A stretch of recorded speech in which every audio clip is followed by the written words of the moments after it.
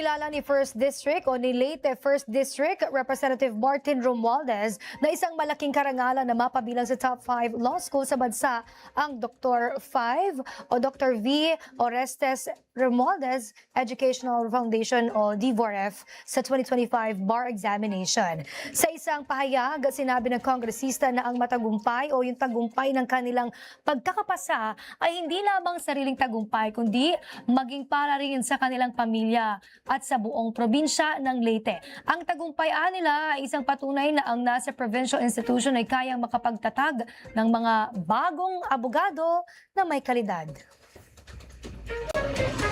Sa bawat gabing nagpuyat, sa bawat sakripisyong tiniis, may kapalit na karangalan at tagumpay.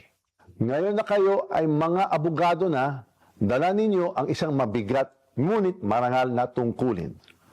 Ang ipaglaban ang batas, ipagtanggol ang tama, at pagsilbihan ang sabayan ng Pilipino.